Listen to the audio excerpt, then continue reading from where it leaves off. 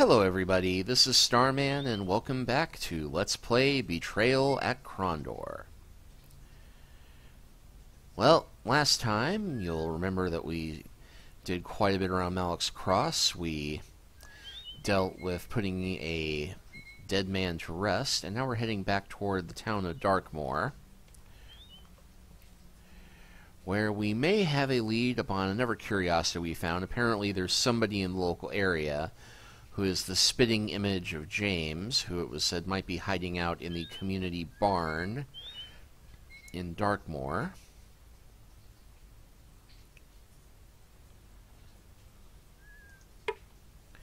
The barn door was closed tight.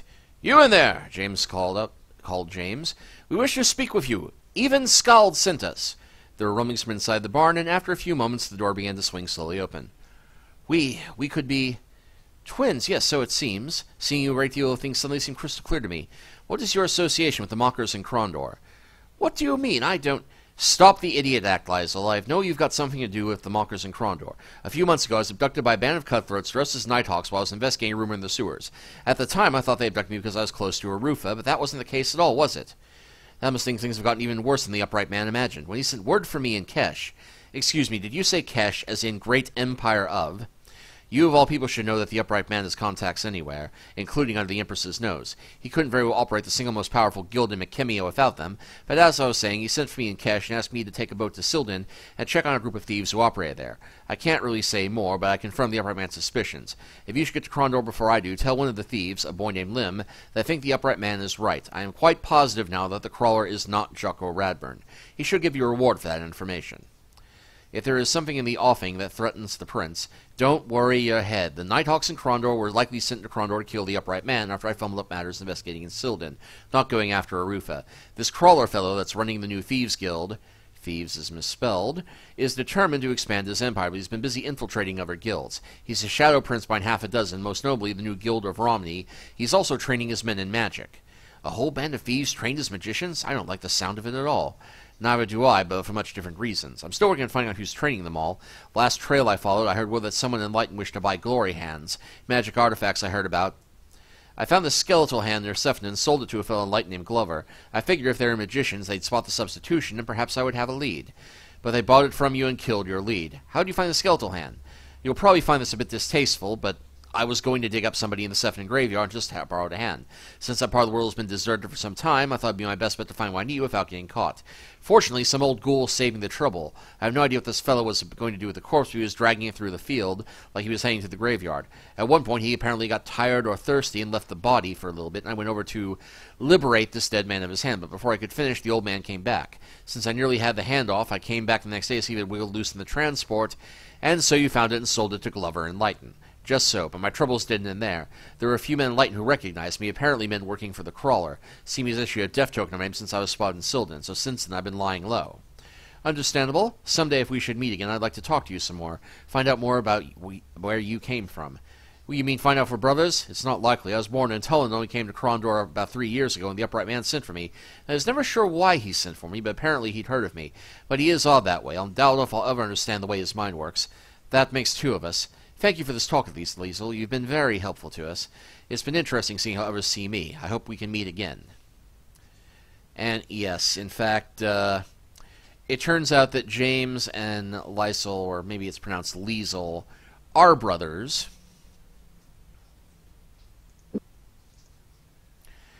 And Liesel gets introduced as a character in the later novels during the Serpent War, and it is confirmed that he is indeed another bastard son of the upright man, like James. But we'll go ahead and swing by the sewer, deliver that message to Lim.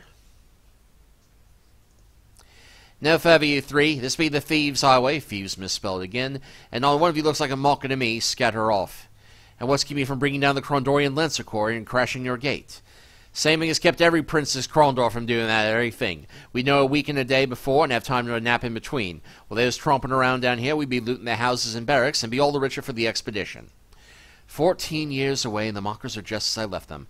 I want you to send word to the upright man that Senor James needs access to the sewer just for a few hours. Senor James? Oh, now that's different. You've been all the talk of Mockers Rest for the better part of a month. Better part of a 2 month. The Knightmaster's been right straight that we should assist you in whatever manner we could. Why is that? I'm sure I don't know, just as I do as the Knightmaster says. We also said that we was to answer any questions you might have. Well, let's ask him about Sildon. You spoke to Lylesrigger, and he told me to tell you that he's confirmed the Upright Man's suspicion, but he says that the crawler is not Jocko Radburn. Yeah, quick note for the people who have not read the book. Jocko Radburn was the head of the secret police running Krondor back in Magician. He meets a rather nasty fate, although there is a chance he could have survived it, but looks like not so much. That at least is relief. At least we know where they're coming from for sure now. Did he tell you anything else? He said something about a reward? I'll give you the seal he asked for. Of course, if you ask me, it's a piddling price for it. Me, myself, I don't think I would have asked for anything less than a shiner, and a good quality one at that. So yes, this is another way that we may get a Glazier's Guild seal. And we'll go and ask about items. Have you taken anything off the men who were posing as mockers? There's not much for carrying treasure, but yeah, I found a few nice bits. Tell me the corpse I found near the sea gate just this morning. If the price is right, I might be interested in buying the booty from you. That's so. My price is 100 gold. 100 gold? You said it didn't carry anything of value. Seems as a value to you, and I say it's worth 100 gold sovereigns if it's worth a pence. Is it a deal? It's robbery, but we'll take it. Good, I'll get my satchel for you. Okay, so what did we wind up getting? Well, looks like there's a Psalms of Dala, another Glazier's Guild seal, and a note. I am uninterested in your difficulties with the Thieves' Guild of Krondor. It is your responsibility to deal with them, and your special training should have given you more than adequate knowledge over common thieves. You are to locate the Amulet of the Upright Men and the Idol of Lazure and load them aboard the Nightcrawler immediately. We are pressing business with our Serpentine clients in the Sunset Isle, and I don't believe they will be patient when I tell them about the incompetence of my hirelings. This is a neat bit of foreshadowing for a book called The King's Buccaneer, which had not come out at the same time as this game, if memory serves correctly, but actually it may have come out just before. But the Sunset Isles come into play in the King's Buccaneer, and Serpentine Clients is a reference to the Panathian Serpent Men, who are one of the bigger groups of villains in the series. So now we know the Crawler is apparently, well, again, we had this all confirmed before, but he is trying to take out the Thieves' Guild in Krondor. And he is using, apparently working with the Serpentmen to accomplish those ends. So, not a bad little side trip here. And I will do a quick candle glow spell. Candle glow, not...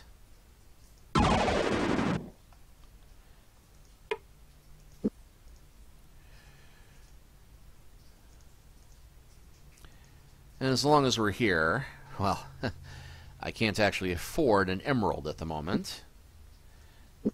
Yeah, they will not take that.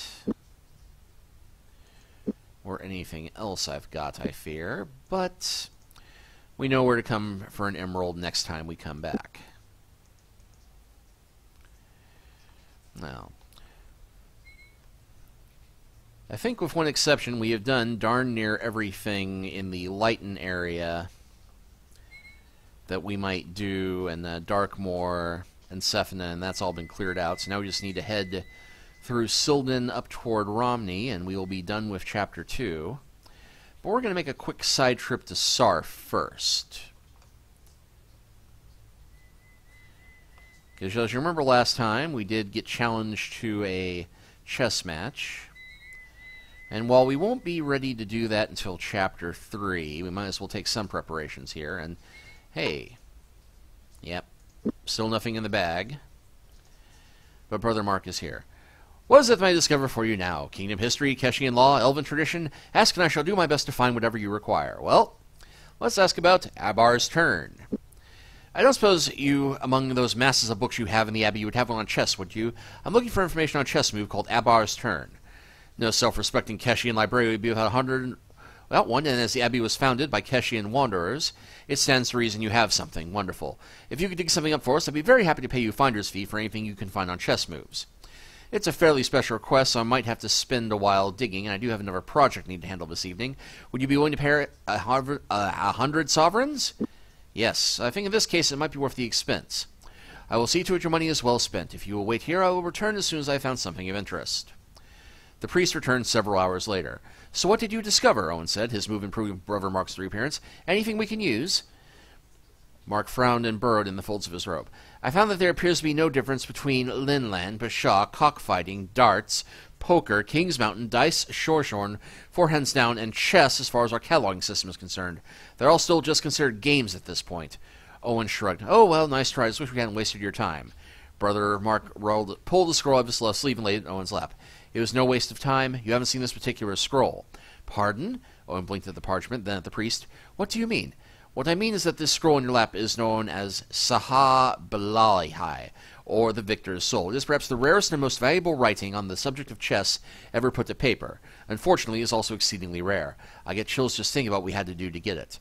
This is our only translation available, and it was the only work in which I could find reference to Abar's turn.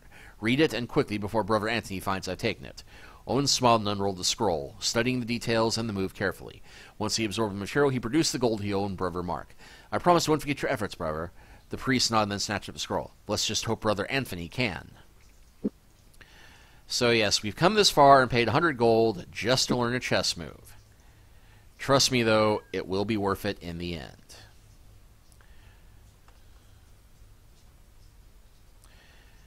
And we are not so bereft of funds that I don't think we can't take a quick little side trip. Oh, never mind. We could take the Temple of Sung teleport way to get to Krondor, but it's not worth it.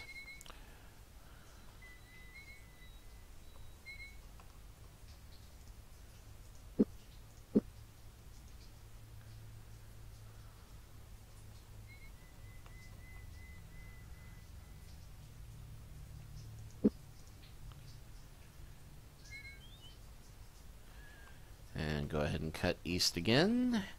And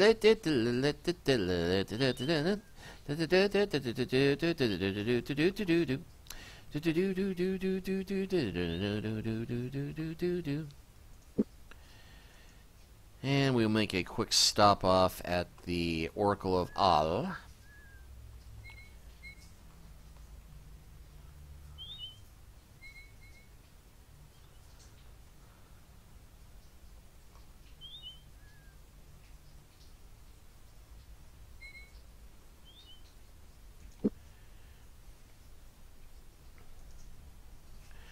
And yes, as before, Owen passes out.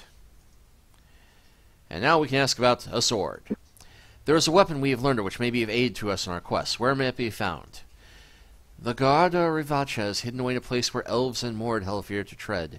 A place that is ancient and was once home to those known as the Valharu. Okay, well, not an entirely useful or important clue at the moment, but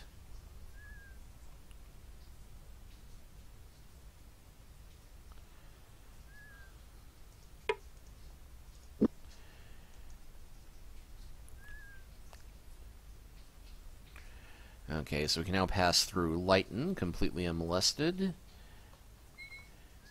Head back toward where we met up a book, and we'll go ahead and make a quick trip to Silden. Just for the sake of appearances, because there are some things that in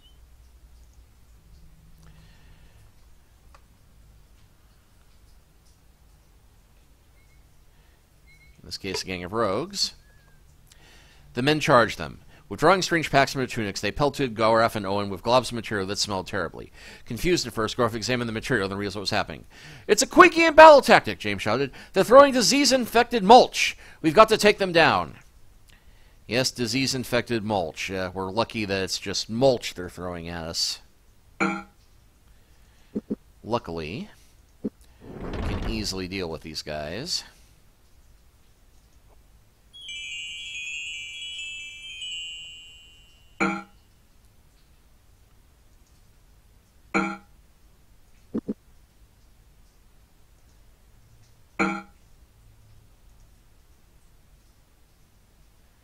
Oh, we downed them already. That was quick even by my standards.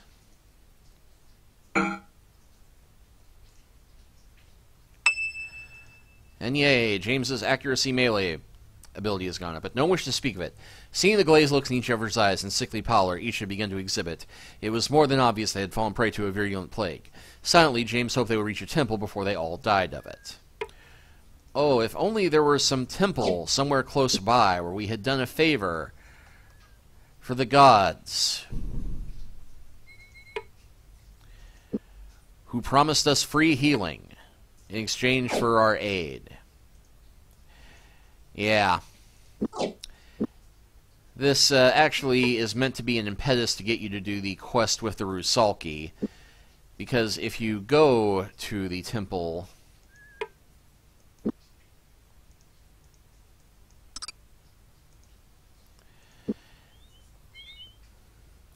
If you go to this temple while you're diseased, before we get a chance to do the favor, and you agree to take up the quest, you will be healed instantly.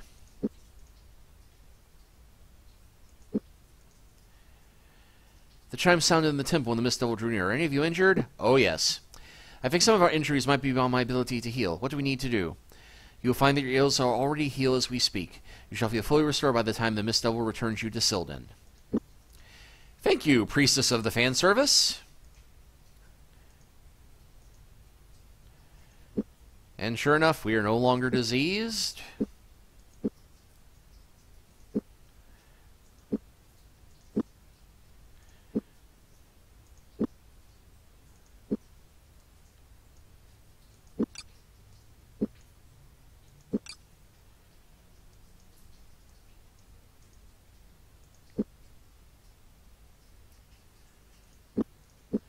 And I finally did sell the tuning fork. Ah, well.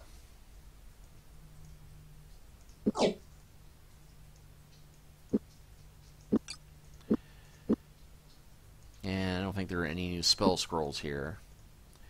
Dragon Breath, Flamecast, Skyfire,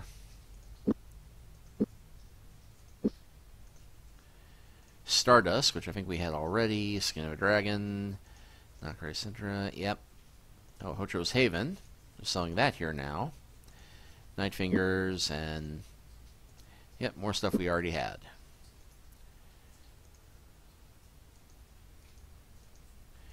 $57 gold, and let's see if Joftas has anything to say. You bring ill luck on our heads. I do not wish your business. Why do you wish us gone? If you are here, then you have crossed paths with those who work for the Crawler. All who cross him die. You wouldn't have to have been mean-semen who were waiting outside of town, would you? I will say nothing more to you. I am content as a living man. I can understand your fears and will ask no questions of you for now. Okay, well. So, yeah, apparently the Crawler's men are trying to scare people out of Silden. And the Rusalki gambit didn't work.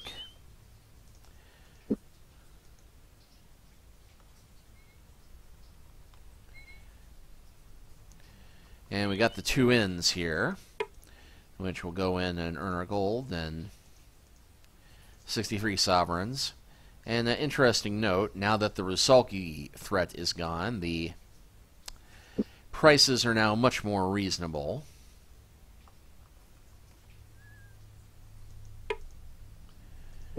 Okay, wait till midnight, or noon.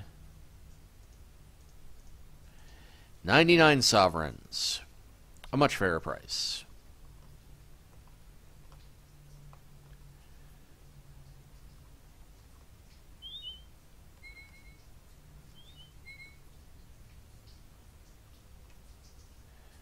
And yeah, again, I think by coming through here in Chapter 1, I eliminated a lot of the ambushes of Nighthawks and such.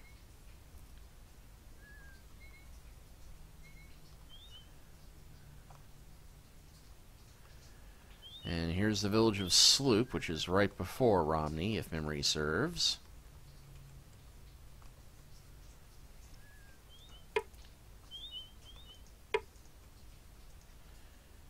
Oh, well, here's another place to go get some emeralds, if we were to need them. Yeah. Nobody has use for these seals. It's odd. And this is the town that has the abandoned temple and a brewery, but no inn. Not that it needs one.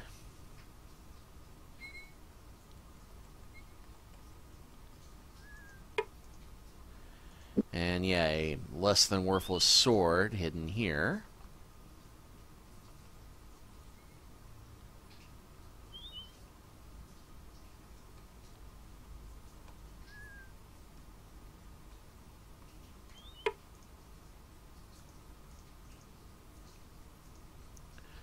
Only 42 gold. Madness. Well, heck, we had a far easier time getting to Romney than I expected. So we are just about ready to end Chapter 2. And that is what we will start with in the start of Chapter 3 next time. We will see you then.